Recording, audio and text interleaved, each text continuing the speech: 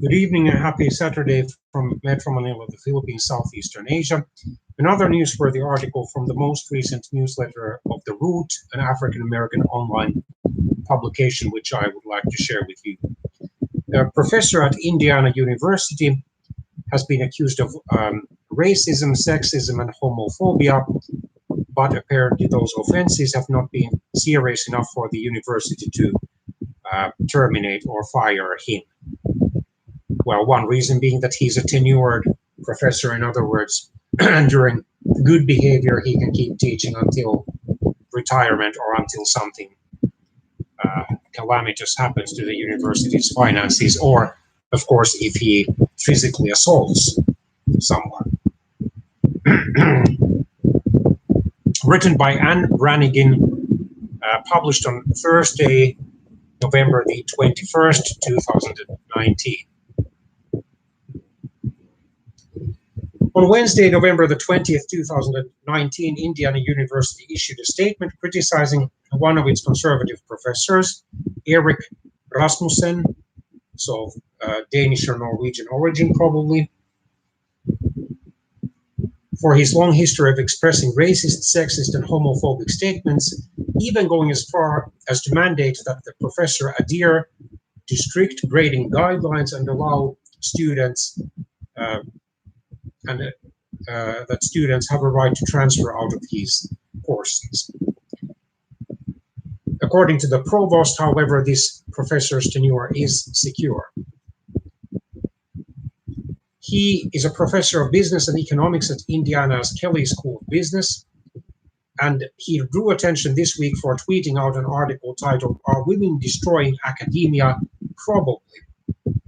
He claimed that geniuses are overwhelmingly male because they combined outlier high intelligence quotient or IQ with moderately low agreeableness and moderately low conscientiousness.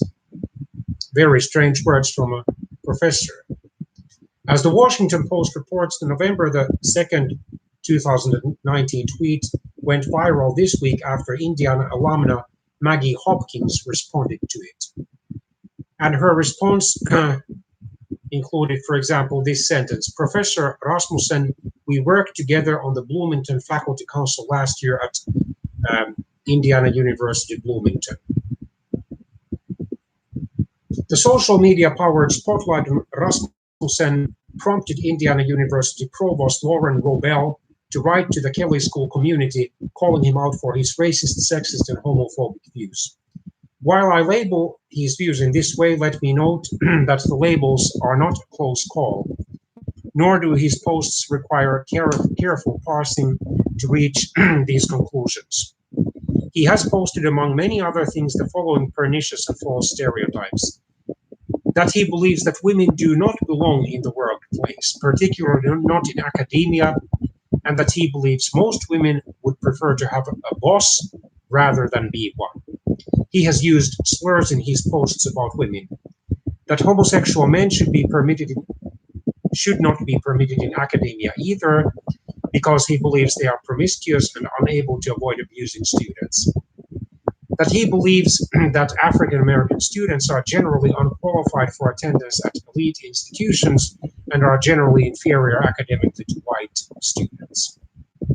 Bacci wrote, while the university has been inundated with calls for Rasmussen to be fired, the institution cannot, nor would we, fire Professor Rasmussen for his posts as a private citizen, as vile and stupid as they are, because the First Amendment of the United States Constitution forbids us to do so. But the provost also acknowledged that the concerns from African American, female, and sexual minority students that Rasmussen's biases would affect their classroom experience were reasonable, and put forward the following measures intended to protect them. No student should be forced to take courses taught by Professor Rasmussen, and the professor would need to adhere to double-blind grading on assignments. In instances where a double-blind procedure isn't feasible, the Kelley School will have another faculty member ensure that the grades are not subject to Professor Rasmussen's prejudices. Rasmussen rebutted the provost's letter, saying Indiana University is not discouraging bias, but encouraging it, even requiring it as a condition of teaching. There are views you are not supposed to express even outside of class, and God help the conservative student whose professor checks Facebook and Twitter before grading term papers, he continued. In the past, I've had Christian and conservative students shyly approach me to say how happy they were to finally find a professor who was open in his beliefs.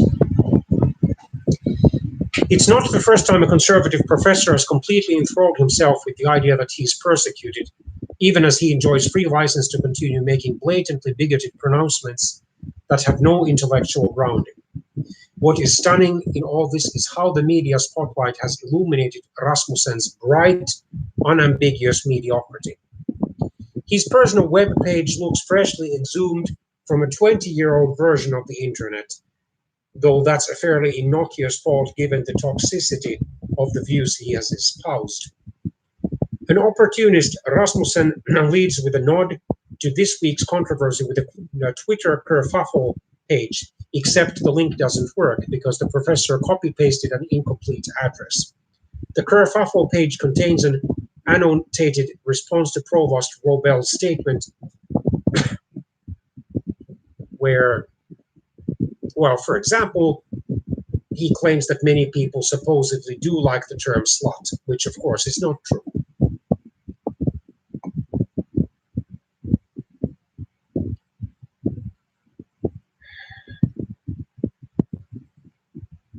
Then he asks, are most African American students admitted because they are African American and would not be admitted if we did not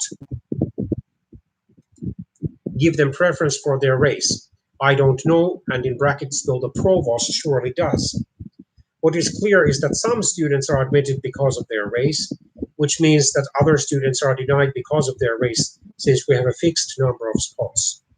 The whole idea of affirmative action is that too few Black students or African American students would get in without racial preferences. Well, I believe that this is a racist statement because it implies that African American students supposedly are intellectually or academically inferior to white American students, which of course is not true. So we need to lower the standard for them and accept that they will do worse academically. Affirmative action may be right, it may be wrong, but that's what it is. And of course, we have to remember that affirmative action is practiced to help not just African Americans, but many other ethno-racial minorities and women compete fairly, provided, of course, that they meet the necessary qualifications for public sector jobs and study places in order to make sure that no one is denied a study place or a public sector job or occupation because of her gender or his or her race or ethnicity. But of course, it's possible that affirmative action can produce also reverse racist or reverse gender bias results. In other words, that certain white qualified students and professionals or job seekers don't get public sector jobs, and that certain white qualified men don't get those study positions or jobs either. But as former President Bill Clinton said in the 1990s, and probably repeated it also in his 2004 autobiography, My Life, we need to mend, in other words, correct affirmative action, but not end it. And I agree. Of course, the whole idea of affirmative action isn't that African American students can't get into these institutions without having their race counted. It's that a race-blind system is heavily predisposed to accept white students. Well, the United States still being a white majority country, this is true, at least generally speaking. Students are more likely to attend better resourced high schools in wealthier neighborhoods, students who are more likely to receive the benefit of legacy admissions, students whose parents can pay for the test prep, or if they are really flush with cash, donate a sizable sum to the university in question. These facts are well documented and easily understood, but that's not really the point for professors like Rasmussen, who, short on academic credentials and vigorous original ideas, embrace cheap controversies like this to stroke their egos. It's cynical, but so much of American conservatism is, well, I'm not so sure about this. Prejudiced, probably. In any case, the sturdiest bastion of mediocrity is the white, tenured conservative professor, even under fire, ever thirsty for attention, ever lazy, and ever protective. Well, I must respectfully and at least partly disagree with these views. These are stereotypes. And unfortunately, the writer, in my opinion, to some extent is engaging in reverse racism and stereotyping. Because there are many hardworking conservative professors, including those who happen to be white men. There are many conservative professors who try to treat their students equally. I think that Professor Rasmussen is made into a caricatured stereotype of white male professors. And they are not ever under fire or ever thirsty for attention, nor are they ever protected.